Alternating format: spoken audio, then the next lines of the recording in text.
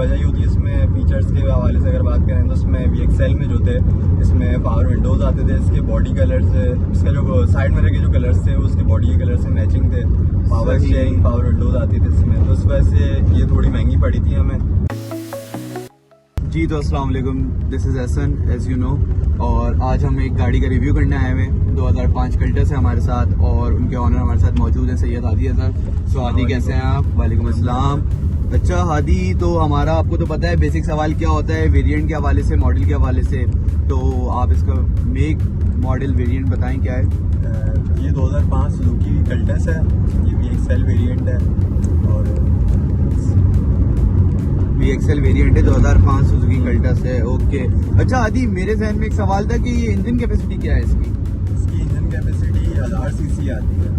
1000 CC. बाकी से comparison में 2005 में जो गाड़ियाँ आ रही थी, ऑल्टो हो गई, वैगनार तो उस वक्त खैर आती नहीं थी, उसके मुकाबले में ये अच्छा पावरफुल इंजन था।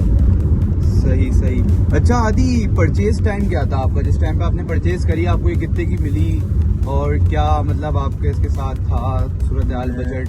ये गाड़ी हमने इस गाड़ी के हम वैसे सेकंड ओनर हैं। ओके। हमने ये 2017 के अगस्त में खरीदी थी ये गाड़ी। उस वक्त हमें ये 5,70,000 की पड़ी थी।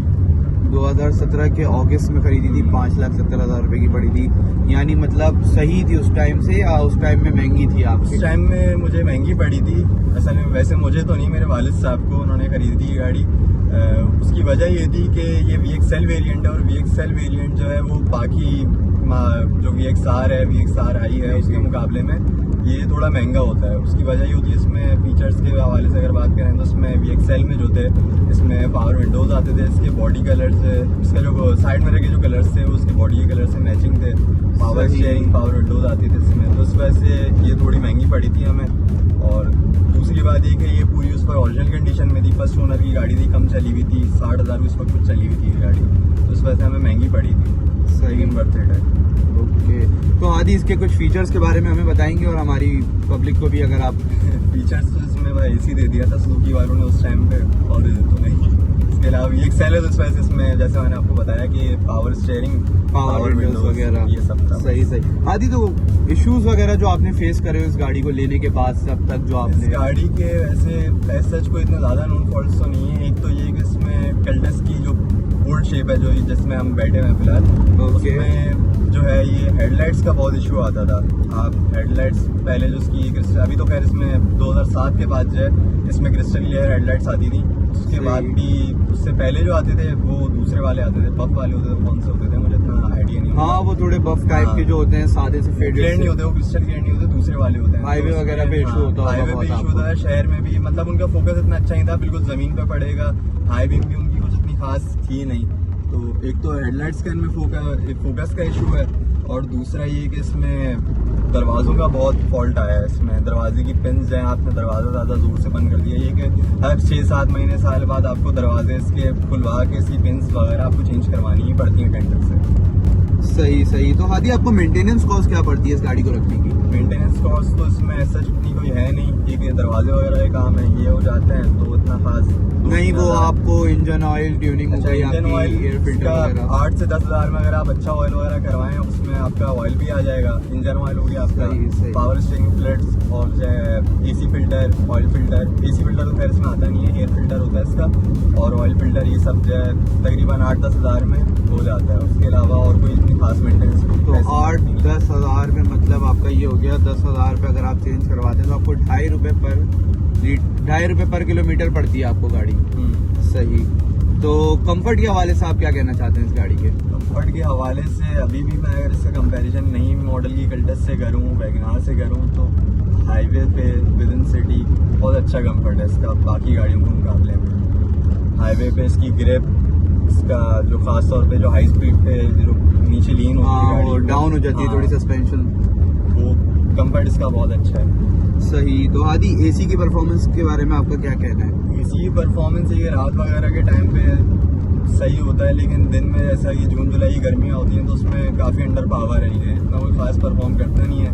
लेकिन जैसा कि हम पाकिस्तान में रहते हैं, हर चीज़ का जुगाड़ है यहाँ पे, तो बिल्कुल, लेकिन बिल्कुल। यहाँ तो लोगों ने यहाँ पे इसके ऑल्टरनेट्स आते हैं, कोई किसी ने लेके टीरियस किट जो आती है डायरेक्ट की गाड़ी है, हाँ, उसका किसी ने आजकल कंप्रेसर 660 cc कंडेंसर के, वगैरह, हाँ, हाँ, बिल्कुल, ये सारी बिल्कुल। चीज़ें उसमें कल्टस में उसकी आ जाती थी। टोयोटा ड्यूट की भी इसमें जो है एसी कंप्रेसर वगैरह लग जाता है, तो उससे ये कि कल्टस के मुकाबले में वो काफ़ी और अच्छी परफॉर्मेंस करता है, और ये कि इसमें फिट भी हो जाता है। सही। तो फ्यूल एवरेज आपको क्या मिलती है, मतलब विद एसी और विदाउट एसी, क्या फ्यूल एवरेज आपके शहर में और हाई लॉन्ग पे देती है? फ्यूल एवरेज ये कि कार्बोरेटर इंजन है, कार्बोरेटर इंजन में ऑल्टरनेशन वगैरह मैंने सुना थोड़ी सी करवाई है उसकी कार्बोरेटर में, जेट्स की ऑल्टरनेशन होती है बेसिकली वो, तो मेरा इतना लॉन्ग रूट पे आना जाना होता ही नहीं है, ज़्यादा से ज़्यादा बहरिया टाउन या शार फैसल की तरफ इधर उधर, तो ये कि मैंने उसकी जेट्स में ऑल्टरनेशन करवाई हुई है, जिसकी वजह से मुझे ये लॉन्ग पे 21 से 22 की एवरेज आराम से देती है, हल्के पैर से चलाएं या भारी पैर से वैसे, और विद इन सिटी एसी के साथ ही मुझे दे देती है 17 से 18 किलोमीटर पर एवरेज लीटर। बेहतरीन है ये, मतलब इससे इंजन पे कोई नुकसान वगैरह कुछ लोड तो नहीं इसी पे पड़ता? इसके इंजन में नुकसान उस सूरत में आया कि एक तो मुझे पता है कि मैंने जेट्स छोटे लगवाए हैं गाड़ी की, मैंने एक स्पीड की जो है वो लिमिट कम करी हुई है, अगर मैं उसको उसके जानते हैं पूछते भी अगर मैं उसको बिला वजह लिमिट अगर उसकी मैं पुश करूँ तो उसकी वजह से ये कि इसके हेड पे दूर पड़ेगा बाकी चीज़ों पे, लेकिन अगर मैं हल्के पैर से चलाऊँ शहर के हिसाब से तो उसमें तो कोई इतना इशू आता नहीं है। अच्छा, वैसे तो आदि एक पाकिस्तानी वेरिएंट है गाड़ी का सुजुकी का, तो पार्ट्स के हवाले में आपका क्या कहना है? स्पेयर पार्ट की अवेलेबिलिटी है यहाँ? स्पेयर पार्ट्स की अवेलेबिलिटी इसमें जो है अच्छी है इसकी, बाकी मेहरान ऑल्टो वगैरह में उसके मुकाबले में थोड़ी सी ज़्यादा है इसकी, और ये कि पार्ट्स वगैरह सही है, मार्केट में अवेलेबल हैं इसके, और थोड़े महंगे पड़ते हैं, अगर कोई सामान ऑल्टो में अगर 800 का मिल रहा है तो इसका ये कि 1000-1100 का मिलेगा, लेकिन पार्ट्स हर जगह पे होते हैं अवेलेबल, इजी है हर जगह से, कहीं से भी आप रख सकते हैं। मतलब वही के मार्केट के हिसाब से पार्ट्स की भी प्राइस अप्स एंड डाउन होती रहती होगी। सही सही। तो इसी के साथ आज का हम व्लॉग एंड करते हैं। ऑनर रिव्यू लिया था हमने आदि की गाड़ी का, 2005 कल्टस का, बहुत अच्छा ऑनर रिव्यू मिला है हमें गाड़ी के बारे में। उम्मीद करता हूँ आप लोगों को भी काफ़ी कुछ सीखने को मिला होगा और काफ़ी कुछ जानने को मिला होगा गाड़ी से रिलेटेड। 2005 कल्टस आप लोगों को सबको पता है मशहूर ज़माना गाड़ी थी, अपने टाइम की भी और आज भी है। लोग अपने बजट के हिसाब से इसको बहुत प्रेफर करते हैं इस गाड़ी को, क्योंकि कंफर्ट वाइज ये गाड़ी बहुत अच्छी होती है। आप फ्यूल एवरेज, जैसे कि हादी ने आपको गाइड करा है फ्यूल एवरेज से रिलेटेड, कि अगर आप जेट्स के अंदर थोड़ी सी ऑल्टरनेशन वगैरह करवा लें तो आपको ये मतलब एक हाइब्रिड गाड़ी की तरह एवरेज देगी। नॉट बैड, मतलब कोई उसका नुकसान नहीं है, कोई नॉन फॉल्ट नहीं है उस जेट्स के या कुछ भी ऐसा, बट ये है कि आफ्टर ऑल गाड़ी का पेट्रोल एवरेज बहुत अच्छा हो जाता है इससे। तो इसके साथ हम ख़त्म करते हैं। सो हादी, बहुत शुक्रिया आपका टाइम देने के लिए सर, और thank you so much. Hope आप लोगों को ये पसंद आया होगा। So like, share and subscribe ज़रूर कर दिएगा चैनल को, और thank you, love you guys.